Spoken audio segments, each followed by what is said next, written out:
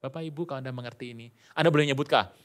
Amanat besar Anda boleh, amanat agung boleh, amanat yang hebat boleh, namanya boleh apa sajalah Bapak Ibu. Tetapi Tuhan berkata, hari ini pergi jadikan semua bangsa murid Tuhan.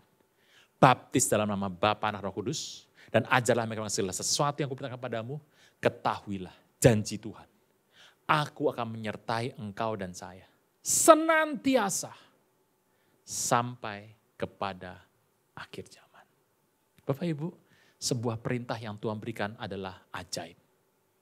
Hari ini datang kepada Anda dan saya. Firman Tuhan ini. Supaya Anda pergi. Minimal satu orang. Minimal satu orang bertobat karena pelayanan Anda di muka bumi.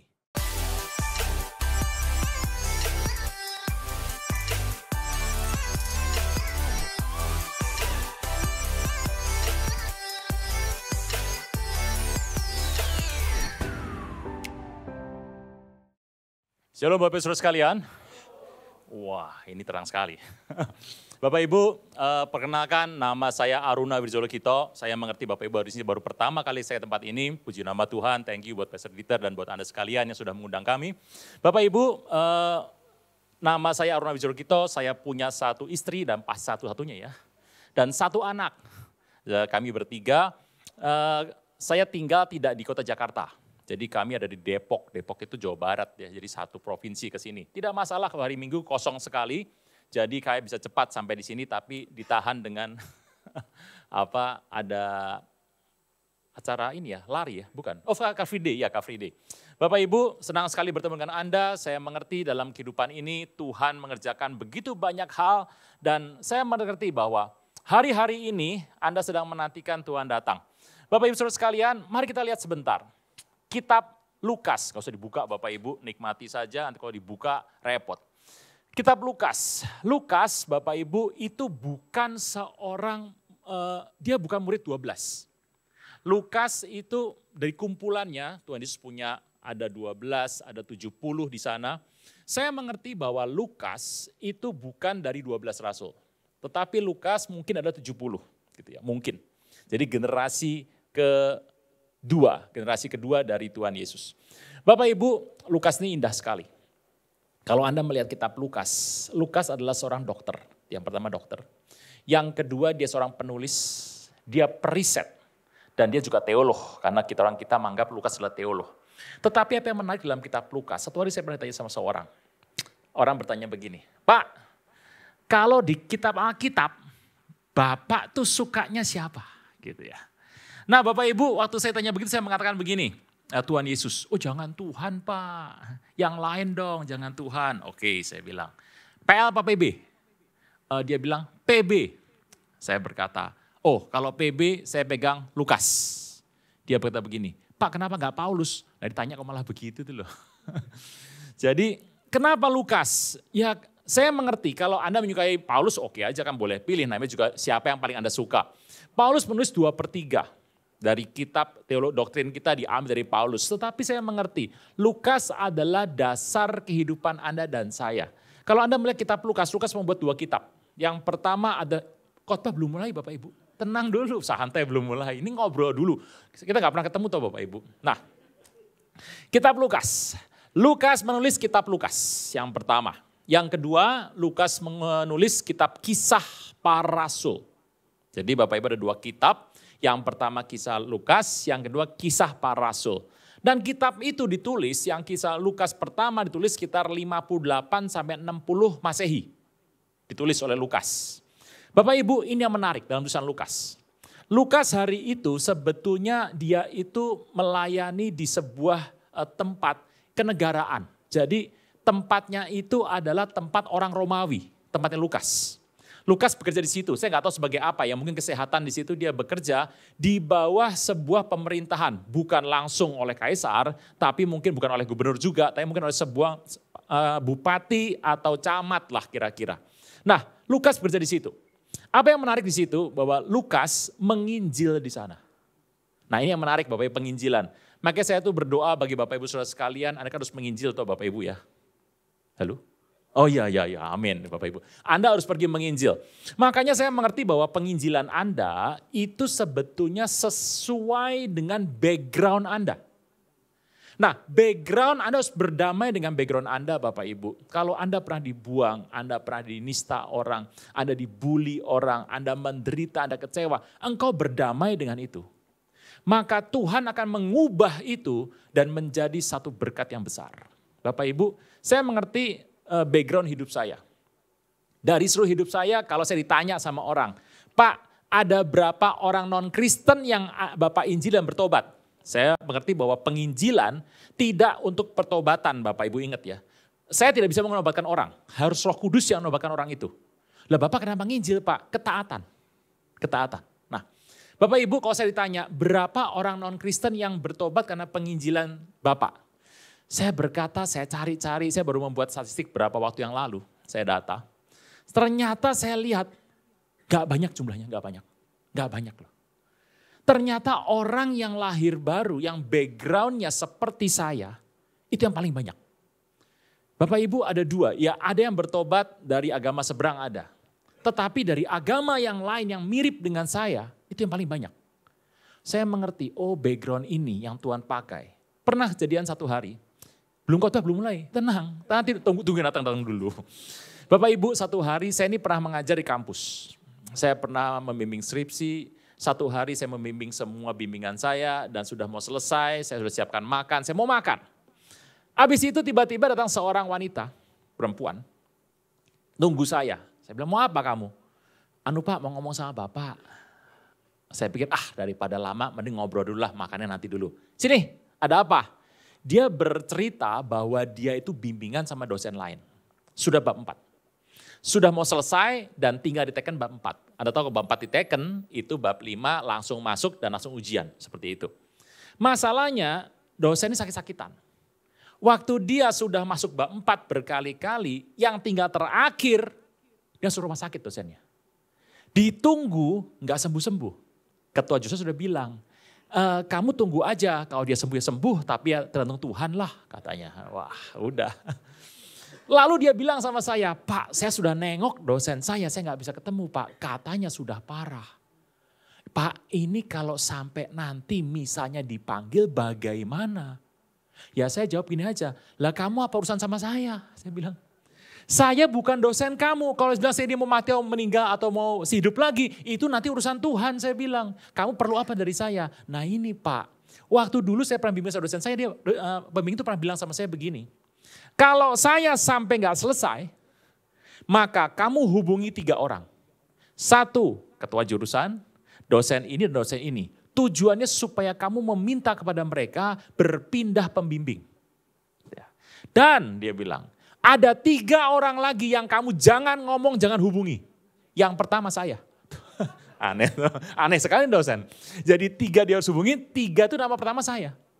Lah saya bilang, saya udah gak boleh dihubungi, kamu hubungin saya buat apa? Saya bilang, nah itu Pak, saya juga gak tahu kenapa. Gak lama kemudian meninggal dosennya.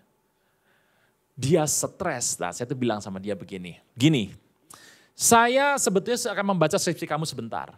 Saya pinjam sebentar, saya membaca sekitar 20 menit, selesai saya kembalikan lagi, saya bilang gini. Menurut saya tinggal 2 kemungkinan. Yang pertama, kamu harus cari pengganti pembimbing. Waduh Pak, sudah bab 4 ya, saya ngerti. Yang kedua, kamu ganti dari awal, dari 0 kembali. Waduh Pak, tapi saya bilang menurut saya nomor 2 saja, kamu pasti selesai karena kamu pintar. Tapi Pak sulit Pak, saya ambil sebuah buku. Buku ini tidak ada di Indonesia, hari ini sudah masuk, waktu itu belum. Kamu dengan buku ini, ceritanya tentang ini, kamu bisa membuat, dan dengan buku ini adalah panduan kamu untuk membuat. 2 bulan selesai, dalam bulan ketiga kamu bisa ujian dan bisa lulus wisuda. Dia berkata, Pak, sekarang gini saja, Pak boleh pinjam bukunya, dia bilang. Saya bilang, tidak boleh. Loh Pak, kenapa nggak boleh? Nggak boleh, saya bilang, ini buku saya bukan buku kamu. Saya mau naikkan sama kamu satu pertanyaan, kamu jawab dulu. Iya Pak, apa? Kamu pulang lewat mana? Saya naik bis 1 kali, naik angkot. Nah, begini. Kalau kamu naik bis, naik angkot, tiba-tiba tabrakan, buat meledak. Wah, seru lah pokoknya. Apa yang terjadi? Pak jangan gitu dong Pak, loh saya cuma tanya, saya bilang. Kamu pulang, kamu jawab pertanyaan saya, kamu 3 hari nanti kembali lagi, nanti kamu cerita sama saya. Ya pulang dulu ya, pulang. Saya makan. Waktu pulang dia ketakutan. Ketakutan sampai rumah, maminya bilang, sudah makan belum? Belum mah, gak mau makan. Dia mandi, dia tidur. Waktu tidur dia bermimpi. Nih, mimpi itu. Tugas saya cuma ngomong satu hal tadi itu. Tugas Tuhan yang meneruskan. Dia bermimpi, dalam mimpi itu satu ruangan kosong, ada satu bangku, satu meja, dan dia duduk situ, dia ujian. Ujian dosennya saya. Ada 10 soal, saya bilang, Markus sekian isinya apa? Yesaya sekian isinya apa? Imamat sekian isinya apa? Dia nggak bisa jawab 0. Saya bilang karena kamu 0, kamu tidak lulus. Ceret! Dia bangun dengan keringetan. Dia ketakutan sekali. 2 hari kemudian, bukan 3 hari, 2 hari dia kembali dan dia bertemu saya. Dia berkata, Pak saya nggak tahu jawabannya apa, saya takut sekali. Saya tinggalkan cerita itu, saya berbicara tentang Tuhan Yesus 2,5 jam. Dan dia bertobat, terima Yesus. Waktu dia terima Yesus, beri kemuliaan dulu buat Tuhan Yesus. Sampai hari ini masih melayani. Kemudian sudah selesai, saya berikan bukunya dan betul dalam 2 bulan dia selesai dan bulan ketiga dia diwisuda. Bapak Ibu, penginjilan Anda karena ketaatan. Nah, kita cerita dulu mengenai Lukas. Khotbah belum mulai. Lukas 1 dulu, Lukas 1 dibuka, Lukas 1. Firman Tuhan tuh bagus bilangnya, Lukas 1 ayat 1 berkata. Pasang, boleh pasang? Oke. Lukas 1 ayat 1.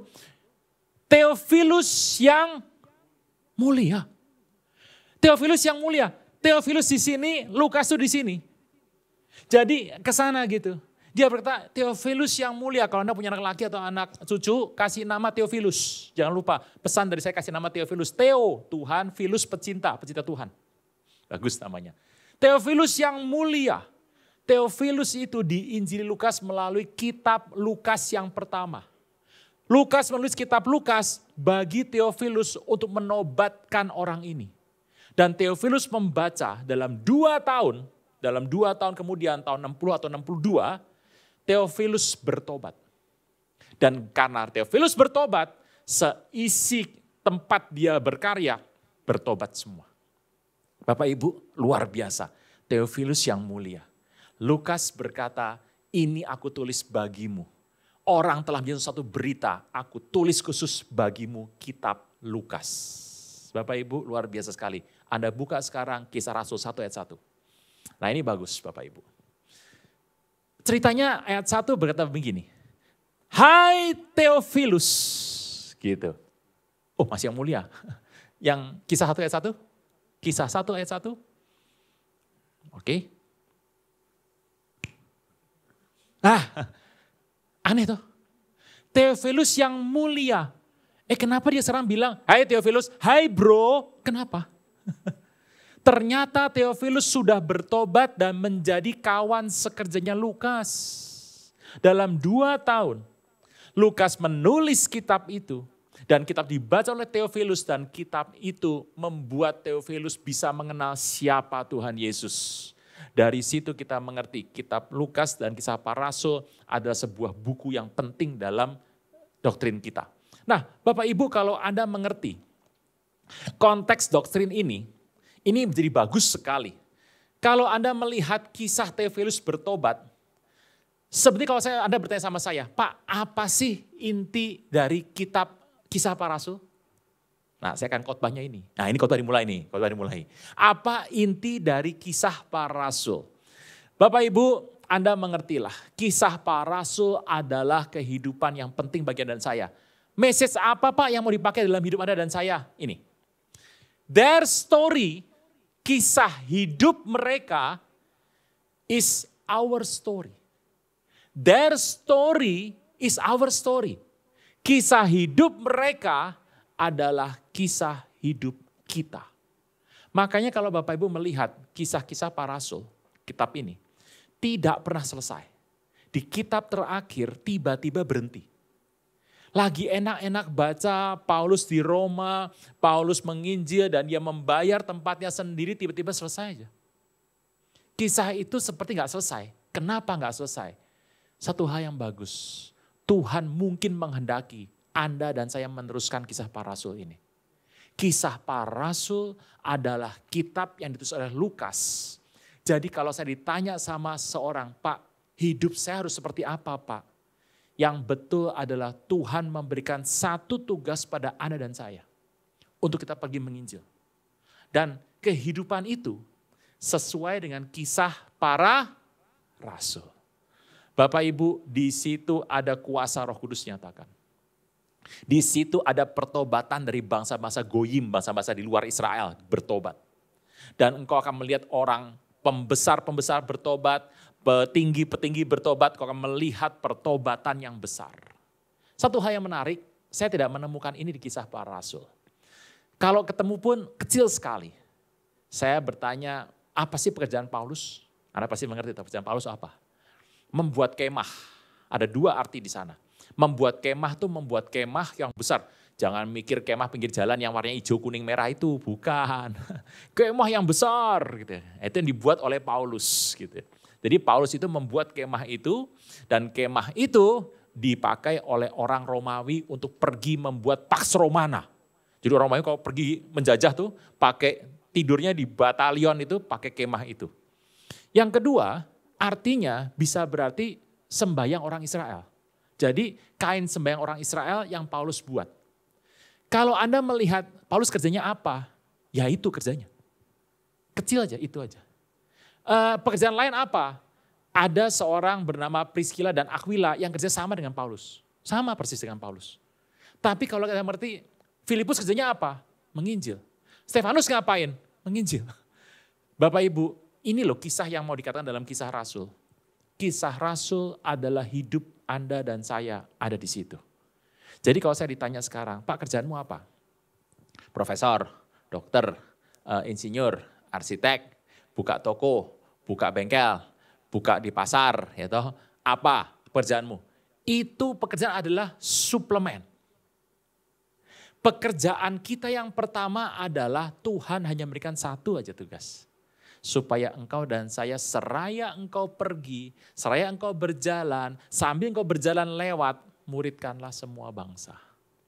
Nah, Pak, tapi kenapa Tuhan berkati yang itu? Yang jadi profesor tadi, jadi arsitek, jadi dokter. Kenapa Tuhan berkati yang itu? Ya Tuhan berkati itu supaya itu bisa menunjang Anda melakukan pekerjaan yang utama ini. Bapak Ibu, hari ini amanat agung adalah merupakan satu pekerjaan yang Tuhan berikan kepada seluruh orang Kristen dari abad pertama sampai berikutnya. Nah, kalau saya ditanya sebetulnya, Pak, ibadah orang Kristen tuh ada berapa? Hari raya orang Kristen ada berapa?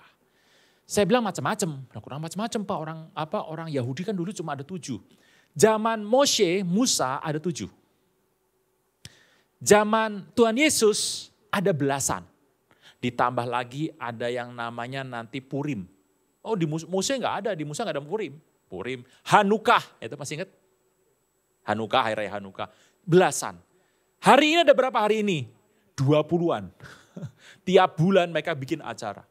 Nah perayaan orang Yahudi memang macam-macam lah. Tetapi kalau kita melihat zaman Musa ya, perayaan orang percaya itu ada 7. Nah saya akan berikan 7 itu dibagi 3. 3, 1, 3. Oh ini Pak nomor keluar nih. Oh lah. Bapak Ibu, 3, 1, 3. Itu adalah perayaan orang Yahudi. 3 yang pertama tuh erat dengan keselamatan. Paskah kan Bapak Ibu ya, Paskah itu keselamatan. 3 yang pertama itu keselamatan. 3 yang terakhir, kita hidup di langit baru, bumi baru. Yaitu adalah sorganya Anda dan saya nanti. Bapak Ibu ingat ya, orang Kristen kalau meninggal tidak ada yang masuk sorga. Ingat gak ada, jangan, sesat deh Pak. Orang Kristen gak ada yang masuk sorga, masuknya Firdaus. Orang percaya, bertobat, meninggal, andai kata meninggal, pasti akan masuk Firdaus. Itu satu. Lalu mereka bersama-sama nanti akan pergi untuk menikah di sorga. Tetapi mereka akan tinggal tidak di sorga, di langit baru, bumi baru. Amin. Ulang. Di sana. Orang percaya Tuhan Yesus kalau meninggal masuk Firdaus, Firdaus, pasti Firdaus. Nggak ada yang ke sorga, nggak ada yang sorga sudah percaya ke Firdaus semuanya. Kalau orang nggak percaya Yesus kemana Pak? Ke Hades, nah itu sudah. Jadi Hades itu apa? Teras neraka lah. Gitu. Kalau Firdaus apa? Teras sorga. Gitu. Ya enak lah, tapi tunggu di situ. Firman Tuhan berkata, nanti satu hari kita akan bersama-sama untuk menikah dengan Tuhan Yesus. Itulah satu hari yang saya tunggu dan Bapak Ibu tunggu. Nah, Bapak Ibu, ini adalah keselamatan. 3 nih keselamatan. Yang ini kenikmatan bersama Tuhan di sorga. Yang satu, hidup Anda di muka bumi. Makanya indah sekali. Tuhan cerita 3 keselamatan. Paskah tuh. Paskah, roti beragi dan buah sulung. Itu bicara mengenai kehidupan keselamatan.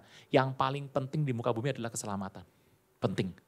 Bapak Ibu, penginjilan itu penting. Karena keselamatan sangat penting. Di sini adalah kehidupan yang senang bersama dengan Tuhan Yesus. Tetapi hidup Anda di muka bumi hanya dilambangkan dengan satu. Dan satu ini, orang Yehuda 3 ya, 3 atau 3 ya. 3 yang pertama di bulan Nisan. Nisan tidak ada di kuburan dan bukan merek mobil. Nah itu. Nisan, oke, kata bersama saya, Nisan. Bulan Nisan. Nah, ini. Yang ini, yang 3 ini, bulan Tisri. Gitu ya, Tisri. Ya, ini gak usah diingat-ingat, gak usah. Yang tengah bulan Sivan. Nah, tanggal 6 bulan Sivan adalah perayaannya. Jadi satu yang di tengah ini dirayakan orang Yahudi pada tanggal 6 bulan Sivan. Itulah perayaan Shavuot, perayaan Pentakosta. Bapak Ibu itulah. Nah sekarang kalau saya tanya begini, Pak, hari raya Pentakosta itu apa? Gitu ya. Oh, hari raya pencurahan Roh Kudus. Oh ini salah nih. Gini. Saya lahir hari Minggu, makanya jadi pendeta. Nah, lahir hari Minggu hati-hati loh, hati-hati. Gitu. Ya, jadi pendeta nggak usah hari Minggu, hari Senin juga bisa, gitu. Hari sampai Sabtu bisa. Orang tanya sama saya, Pak, hari Minggu tuh hari apa? Kan saya nggak boleh, toh saya jawab begini, hari lahir saya. Ya nggak boleh, wong saya sama Minggu, duluan Minggu tuh. Lah ya saya duluan Minggu kok. Minggu sama saya duluan siapa? Minggu. Oh sebelum saya lahir Minggu sudah ada kok. Minggu duluan. Jadi saya nggak boleh bilang gini, Minggu adalah hari lahir saya. Mana ada seperti itu. Pak, hari Pentakosta itu hari apa? Hari Pentakosta adalah hari panen raya. Bapak Ibu itu hari panen raya. Nah, pada hari Pentakosta terjadilah pencurahan Roh Kudus. Beda toh. Nah, pencurahan Roh Kudus sama Pentakosta duluan mana? Pentakosta duluan. Pentakosta sudah ada di zaman Moshe nih, udah ada Musa, udah ada zaman Pentakosta udah ada nih. Lalu pada perjanjian baru terjadi pencurahan Roh Kudus. Gitu. Nah, pencurahan Roh Kudus itu penting. Penting sekali. Pertanyaannya, kenapa sih kejadian besar di Alkitab, kejadiannya pasti hari raya? Pasti hari raya. Yuk kita lihat ya sebentar Bapak Ibu. Masih ingat gak satu ketika Tuhan panggil Moshe. Moshe! Musa ketakutan. Selaupan. Dia berkata, takut ya. Umatku nyembah berhala. Waduh Musa sudah keringetan. Aduh ya Tuhan ngerti. Umatku menyembah berhala. Dan mereka makan perjamuan penyembahan berhala. Ya Tuhan. Engkau yang tanggung jawab Musa. Musa udah keringetan. Lalu Tuhan berkata. Aku berikan kepada kamu 2 tablet. Loh tablet tuh. Loh firman Tuhan berkata stone tablets. Ada 2. Itu bukan Samsung. Bukan iPad. Stone tablets. Dikasih. Oh Musa tuh luar biasa loh. Orang pertama yang terima tablet gitu ya, dan mengunggah semuanya di awan, di cloud itu Musa tuh, hebat tuh Musa. Musa terima 2 tablet. Itu adalah the 10 commandments, 10 perintah Tuhan. Ya Tuhan, Engkau ajarkan kepada umatku. Ya Tuhan. Pertanyaan saya, kapan waktunya? Kapan waktunya? 6 bulan Sivan. Aneh tuh. Kejadian itu jatuh pada hari raya bulan Sivan. Udah satu. Yang kedua, Anda pasti mengerti orang Israel merdeka itu 14 Mei 1948. Udah percaya saja, pasti benar. Pasti ya. 14 Mei 1948. Tiap tahun pasti berubah. Karena penanggalan Yahudi sama penanggalan kita itu beda. Tiap tahun pasti berubah ya. Tapi kalau tanggalnya ya orang pakai 14 Mei 1948. Tapi tiap tahun tuh berubah pasti. Karena orang Yahudi penanggalannya dasarnya adalah lunisolar. Pakai bulan dan matahari itu berubah. Bapak Ibu ini menarik sekali. Orang Israel merdeka. Pertanyaannya, jatuh hari apa? Bapak Ibu kalau Anda melihat ceritanya, ternyata jatuh pada hari 6 bulan Sivan. Pentakosta. Kenapa setiap hari raya pembebasan dari dosa, merdeka dari dosa, merdeka sepenuhnya Tuhan berikan hari raya Pentakosta? Kenapa? Sebab Tuhan mau berkata, perayaan Pentakosta adalah hari raya yang penting. Saya mau cerita Pentakosta sekarang. Nah, Bapak Ibu, perayaan Pentakosta itu unik ya. Kan Anda mengerti Pentakosta pencurahan Roh Kudus tuh. Hati-hati. Perayaan Pentakosta adalah hidup panen raya. Panen raya. Jadi orang Kristen tuh yang mau hidup panen raya enggak Bapak Ibu? Mau. Terima Roh Kudus. Terima Roh Kudus. Nah Bapak Ibu ini menarik. Menerima Roh Kudus, saya pernah membaca ada 2 ayat di Alkitab. Yohanes ke-20. Anda baca ya, Yohanes 20. Yuk kita, enggak usah dibuka, biarkan di belakang itu yang membuka Bapak Ibu. Yohanes 20, Anda akan melihat pada ayat 21. Yesus berkata, damai sejahtera bagi kamu, sama seperti Bapa mengutus aku, demikian juga sekarang aku mengutus kamu. Sama loh. Tuhan Yesus diutus oleh Bapa, demikianlah kita diutus Tuhan Yesus sama. Ayat berikutnya. Sudah demikian ia berkata, ia mengembusi mereka dengan Roh Kudus dan berkata terimalah Roh Kudus. Bapak Ibu kalau udah hamba Tuhan berkata, ada ayatnya enggak? Ini ayatnya nih. Ini ayatnya. Ada ayatnya loh Pak. Jadi kalau niup orang boleh ada ayatnya kok. Ini ayatnya.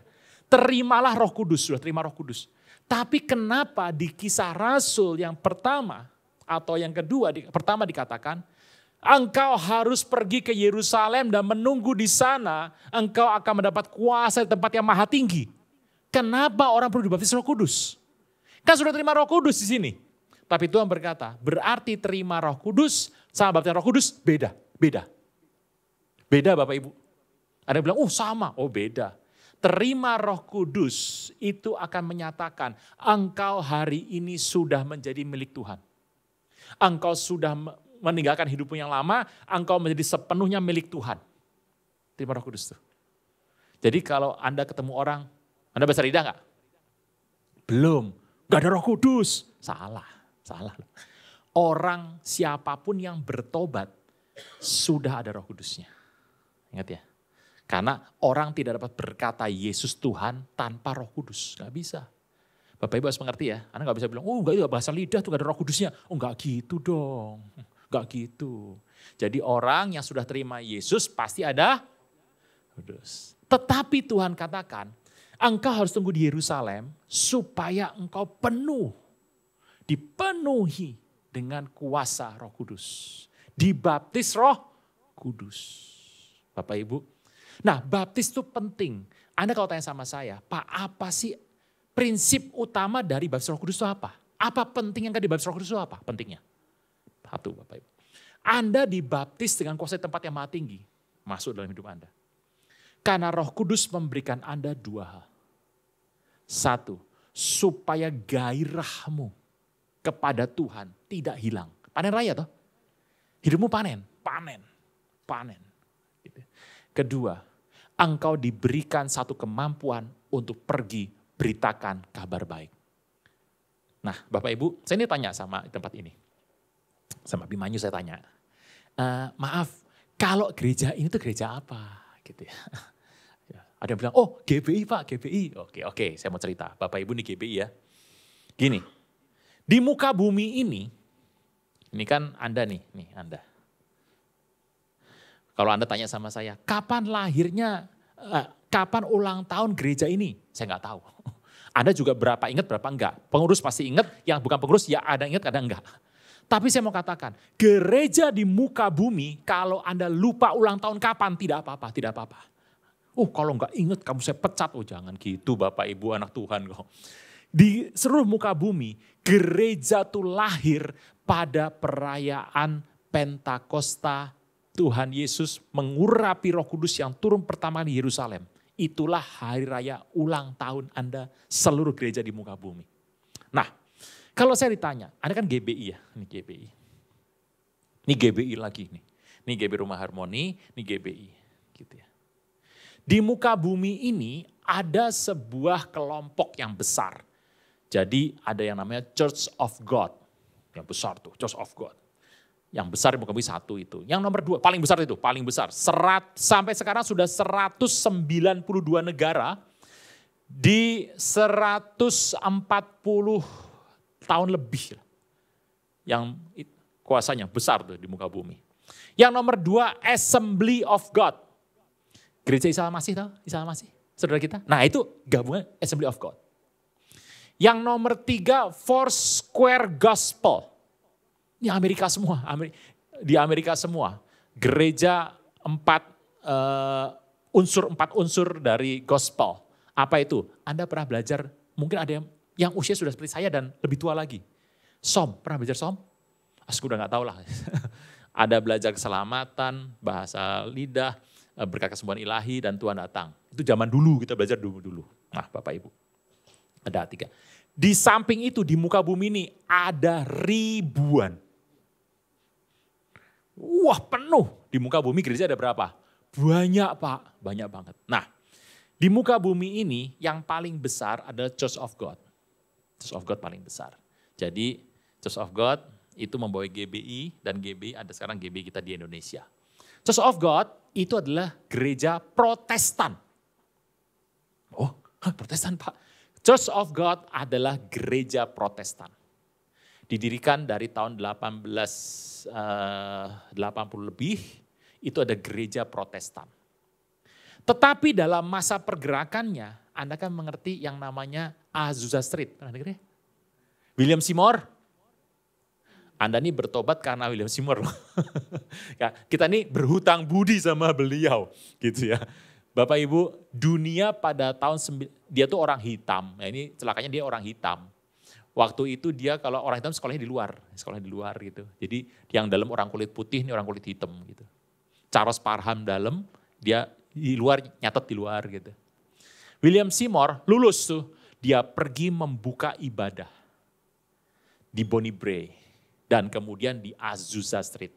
Tahun 1906 ibadahnya meledak.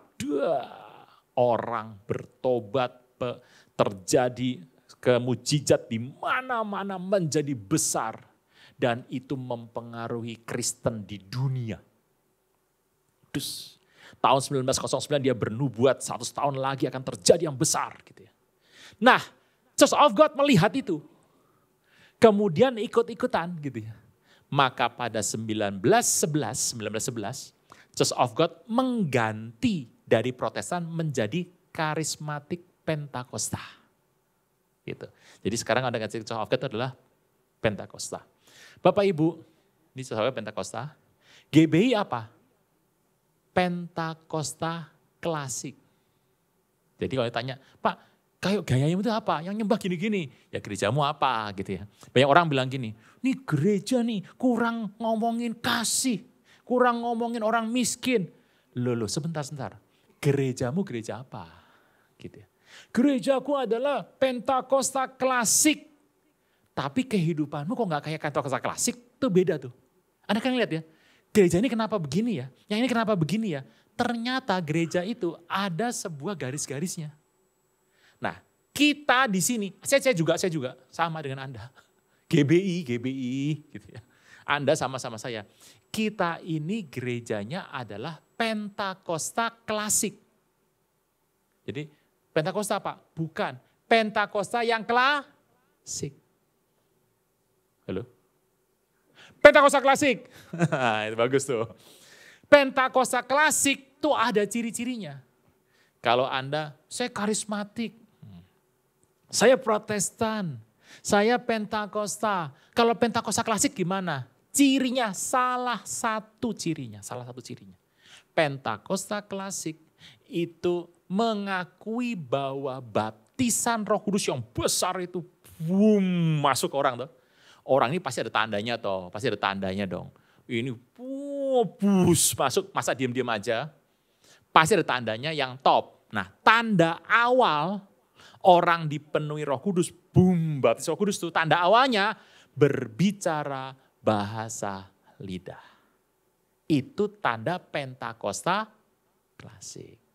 Nah, Pak, kalau karismatik kayak gitu enggak? Sama, karismatik ya begitu. Tapi karismatik nih, karismatik percaya bahwa baptisan yang besar, masuk pada orang nih. Orang ini akan melakukan tanda toh. Tanda dari baptis Roh Kudus itu tanda yang awal adalah bahasa lidah adalah salah satu tanda. Kalau di sini tadi bahasa lidah adalah satu-satunya tanda. Kalau di sini bahasa lidah adalah salah satu tanda. Sama apa beda? Nah itu, gampang toh Bapak jadi ngerti. Ini kenapa begini? Oh cara pandangnya garisnya gitu. Saya tahu bahwa hari ini kalau Anda ibadah tuh, habis itu ya ibadah aja udah gitu. Enggak peduli mau ini mau yang lama, mau klasik, belakangan lah gitu ya. Bapak Ibu harus mengerti. Nah gereja tuh punya garis-garis ini. Makanya kalau Anda katakan, Protestan kenapa begitu? Anda harus bisa menghargai Protestan. Karena Protestan memiliki semua daya juang di garisnya beda. Gitu ya. Tetapi visi-visi ini dalam Kristen itu ada bentuknya kayak begini nih. Jadi piramid gitulah, tiga. Pak ini apa tuh Pak? Saya pusing Pak. Tarik nafas dulu. Ayo teruskan, ini ada 3. Bapak Ibu, di 3 ini, 1 ini, yang pertama kita sepakat. Sehari kita sepakat nih, ini terjadi baru-baru saja nih. Ini terjadinya 2022, Mei 2022. Yang sebetulnya pertama dikumandangkan adalah Maret 2013. Bahwa kita sepakat Kristen hari ini hanya akan mengurusi yang nomor 1 saja. Nah ini apa ini? Yesus Kristus adalah Tuhan. Roh Kudus itu Tuhan bukan? Tuhan, dia seorang Allah. Baptis penting enggak? Penting. Roh Kudus penting enggak? Penting. Tidak ada orang Kristen yang mengatakan Yesus Nabi. Oh bukan Kristen nih, bukan Kristen. Yesus itu seorang utusan Tuhan. Dia Tuhan bukan? Ya bukan. Bukan Kristen. Kristen berarti Yesus adalah Tuhan. Yang pertama. Tetapi teknisnya, baptisan yang benar gimana? Ya, ini yang benar gimana? Saya percaya salam. Tenang Bapak Ibu, saya percaya salam. Saya tenang, saya percaya salam. Bapak Ibu, Anda harus mengerti. Gitu ya. Yang nomor 2, teknisnya baptisan. Bapak Ibu mengerti bahwa baptisan itu sebetulnya memasukkan, Anda tahu Imamat 14, Anda buka Imamat 14 saja nanti ya, 14. Hari itu untuk pengampunan dosa, diambillah 2 burung. Dipulas, kerek, kemudian ditaruh dalam air, bush masuk. Airnya harus ngalir dari atas ke bawah. Bapak Ibu, Anda mengerti di kultur Israel itu beda sama Indonesia. Israel itu sungainya satu tuh, Jordan dan kecil-kecil gitu ya. Jordan itu namanya Jordan. Jordan itu Yaret Dan. Yaret itu turun dari Dan. Di atas itu ada Gunung Hermon. Pak saya belum ke Israel Pak, tenang. Mau rapture tidak ada syarat harus ke Israel. Gitu ya, nggak ada syaratnya. Yordan dari Gunung Hermon, kalau sudah membeku, banyak esnya toh, nanti pada musim semi akan turun airnya. Wah, makanya orang Israel hanya hidup berdasarkan air yang turun dari sungai Yordan. Israelnya itu aja. Kalau Anda dan saya, kita nolak-nolak air. Banjir kok ya, gitu ya. Bapak Ibu turun tuh. Nah, Tuhan dibaptis Yordan, betul ya? Baptis Yordan tuh? Tuhan Yesus masuk. Blus. Kenapa? Waktu burung itu masuk, darahnya mengalir. Tuhan Yesus masuk, blus. Jadi pertanyaannya, baptis yang benar harusnya di dalam sebuah air yang ngalir.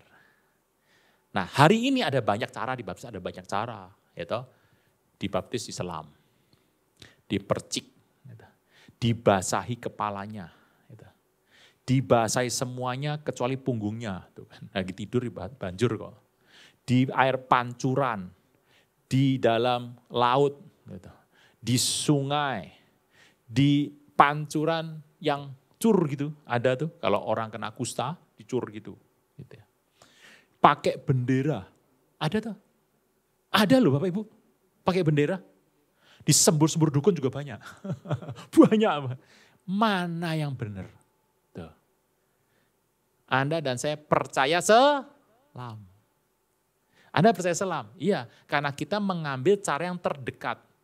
Tetapi kalau orang bilang, wah, yang benar tuh harus masuk ke dalam sungai. Siapa yang dibaptis sungai? Siapa yang pernah dibaptis sungai? Ayo sini, siapa? Bapak Ibu. Dalam kolam renang Pak. Air muter, kolam renang muter. Muter loh, bukan ngalir loh, muter loh. Kolam renang, ayo Bapak Ibu. Jadi teknis pejama kudus. Boleh pakai roti? Boleh. Boleh pakai biskuit?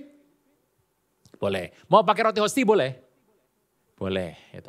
Airnya mau anggur boleh? Teh boleh? Boleh. Fanta? Macem-macem caranya. Tetapi tidak mengurangi iman Anda tuh. Nah itu Bapak Ibu. Jadi itu adalah generasi kedua. Yang pertama adalah yang utama, yang kedua adalah teknis. Gitu. Yang nomor 3, akhir zaman.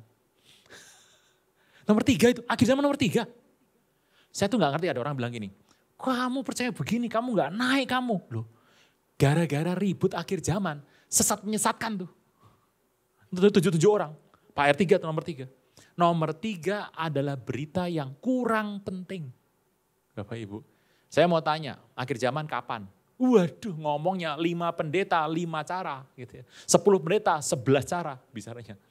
Anda kalau mengerti, Pak, monster yang terjadi di Wahyu 13 itu apa Pak? Nggak ngerti itu apa. Pak, ada penunggang kuda Pak, ada 4 Pak penunggang kuda. Ini saya bisa berapa saya? Saya ngomong terus ini. Oh terus. 4 penunggang kuda Pak, itu apa? Warnanya merah, putih, hitam, dan hijau pucat. Bukan belang-belang, hijau pucat bahasanya, kloroform. Gitu. Itu apa? Benderanya orang-orang di pinggir Israel juga begitu semua kok. Nah Bapak Ibu, Anda harus mengerti gitu. Jadi ciri-ciri yang Tuhan kehendaki dalam hidup ini. Engkau dan saya pergi kabarkan kabar baik. Bahasanya bagus loh. Matius 28, 19, 20 bagus. Saya akan bacakan kembali dengan cara yang berbeda, terjemahan berbeda. Seraya engkau pergi, sambil engkau melangkah, seraya engkau pergi melangkah, Alkitab berkata, pergilah jadikan semua bangsa muridku. Anda kalau pagi kemana? Kantor tuh? Dosa enggak? Disuruh pergi nginjil malah ngantor. Seraya engkau berangkat, sambil engkau pergi, seraya engkau pergi melangkah pergi, muridkanlah semua bangsa. Kalau jadikan murid, ada targetnya murid. Tuhan Yesus juga gagal tuh. Yudas gagal kan jadi murid. Muridkanlah semua bangsa. Bapak Ibu, itulah yang Tuhan inginkan Anda buat di muka bumi ini. Karena kita itu ada waktu 10 tahun. Bapak sudah mendengar ini 10 tahun? Nah ini bagus Bapak Ibu. Dari 2023 sampai 2033, 10 tahun ya? 10 tahun. Saya nggak bisa rapture ya, saya nggak bicara kapan rapture, nggak bicara nih. Rapture bisa malam ini toh. Bisa 50 tahun lagi juga bisa. Ini kalau Tuhan nggak datang 50 tahun lagi, saya masih hidup, saya akan bicara hal yang sama. 50 tahun lagi. Nah, Bapak Ibu, 2023 sampai 2033. Di dalam pertemuan hamba Tuhan, ini orang bule semua ini yang ngomong. Waktu itu ada pernyataan bahwa Tuhan mau bertemu secara otentik 2013, Mei 2013. Nah, cerita itu tiba-tiba sudah lama pada tahun 2022. Ada sebuah pertemuan yang membahas seminar. dalam seminar itu ada banyak yang bicara banyak tuh. Tapi ada 3 orang yang bicara hal yang sama. Pertama, Nicky Gamble. Anda pasti nggak kenal, saya juga nggak kenal kok. Anda pasti, siapa Nicky Gamble nggak kenal. Yang kedua, Rick Warren. Pernah denger ya? Rick Warren, pernah ya? Ya Anda membaca buku rohani pasti Rick Warren. Besar, saddleback dari Amerika tuh besar orangnya. Rick Warren. Ketiga, Billy Wilson. Tokoh Everyone. Empower 21, 3-5 Juli nanti di Indonesia nih. Ada. Nah, Bapak Ibu, 3 orang ini berbicara bahwa Tuhan menghendaki engkau dan saya pergi menginjil sebab Tuhan akan berkata, aku akan bertemu dengan orang itu secara otentik. Itu 2033. Nah, mulai itu, Pak dari mana ngomong 2033 dari mana? 2023 itu dari mana? 10 tahun dari mana ceritanya? Banyak orang cerita Bapak Ibu.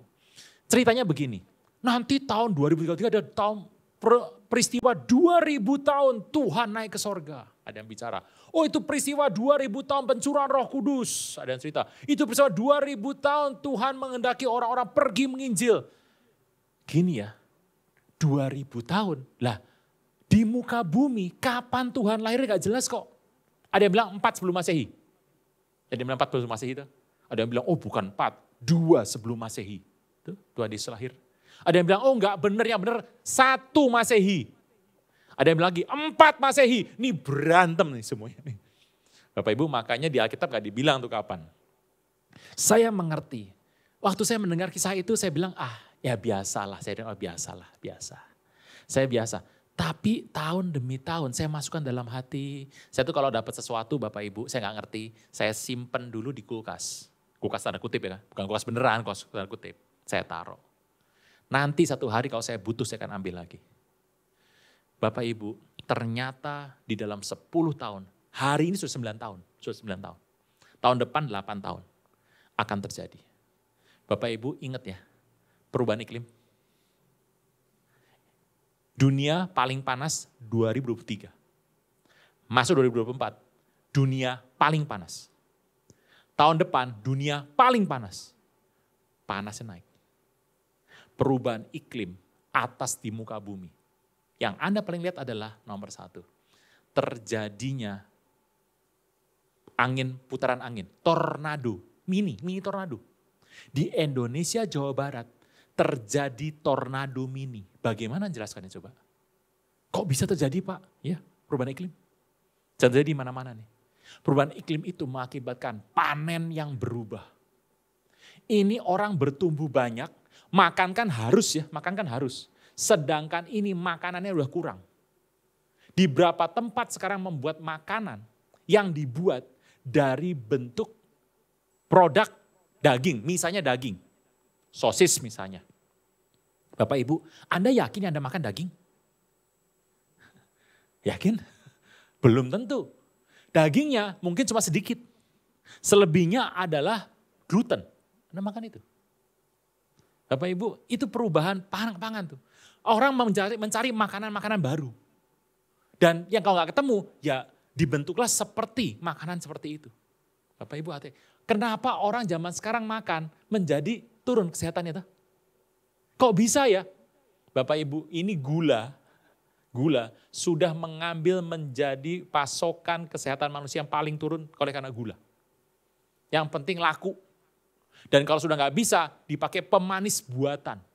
Bapak Ibu. Kondisi ini belum lagi diperparah dengan pertumbuhan teknologi. Anda kalau belikan handphone, Anda pasti cari, handphone yang terbaik Pak. Kalau punya duitnya 25 juta. Ya. Anda beli handphone yang terbaik yang bisa AI. AI-nya belum bisa buat apa-apa sih, cuma gitu-gitu aja ya. Belum bisa buat yang canggih-canggih sebetulnya. Yang AI, Bapak Ibu kalau Anda mengerti AI, Anda mengerti. Anda ingin yang AI, Anda ingin yang bagus. Tapi Anda mengerti, satu hari dunia itu yang akan menjadi lawan Anda dan saya. Sebuah contoh, Blue Chess itu adalah catur itu loh. Yang komputer, hanya ada satu orang di muka bumi yang pernah mengalahkan Blue Chess. Garry Kasparov pernah mengalahkan Blue Chess. Cuma sekali doang. Sekali menang, tepuk tangan, habis itu kalah. sekali menang. Hari ini, kemampuan Blue Chess 1000 kali lipat dari orang terpintar dalam catur. Magnus Carlsen sekarang 1000 kali lipat kemampuannya. Bapak Ibu, bayangkan tuh. Dan Anda mungkin belum melihat ya, bentuk-bentuk robot yang AI yang bertumbuh sekarang. AI ini maju nih, Anda belum lihat sekarang ya. Sekarang ada seorang robot yang mendapatkan gelar warga negara dari Arab Saudi. Sofia namanya. Buatan mana Pak? Hong Kong. Buatan Hong Kong, Hong Kong beneran nih Hong Kong. Hong Kong, buatan Hong Kong. Bapak Ibu, itulah dibuat. Dan buatan itu mahal, miliaran. Makanya kalau ada di muka bumi mungkin sekitar 15 atau 20 lah, gak banyak. Yang dipersenjatai dengan kemampuan yang hebat cuma ada 3. Bapak Ibu, kemampuannya makin lama makin tinggi. Dunia melihat itu dan sepertinya itu menjanjikan. Tapi Tuhan berkata, entah satu hari nanti. Mungkin, saya gak bilang iya loh, mungkin. Hal itu akan menjadi lawan Anda dan saya. Nah hari ini apa yang saya harus lakukan? Bapak Ibu, Tuhan berikan. Amanat agung adalah hal yang penting. Anda harus pergi menginjil. Siapa Pak? Ya kalau Anda ke toko ya Anda izinin orang ke toko itu. Kalau Anda dokter gigi, paling enak dokter gigi itu. Nging, mau tobat gak terima Yesus? Enggak, nging, wah tobat. Ya, paling gampang dokter gigi itu ngobatin orang. Bapak Ibu, Anda harus belajar. Saya mengerti kalau saya ngizinin orang 100 kali, belum tentu bertobat kok. Tapi kenapa saya ngizinin terus? Ya karena saya tahu Tuhan mungkin akan pakai saya. Gitu ya. Ada orang 1 kali saya berkata bertobat, ada 100 kali gak bertobat juga. Tapi kenapa saya gak berhenti? Karena saya mengerti bahwa saya harus berkata seperti ini. Bapak Ibu ingat, tugas amanat agung ada satu-satunya tugas yang Tuhan berikan kepada Anda dan saya. Supaya Anda boleh melakukannya di muka bumi. Bapak Ibu harus mengerti. Di muka bumi ini, satu-satunya jalan yang Anda lakukan. Ini Anda bisa bayangkan kaget kalau saya cerita ini. Bapak Ibu, menolak nubuatan boleh enggak? Bagus sekali Bapak Ibu. Masih ingat Paulus? Satu ketika, saya terus.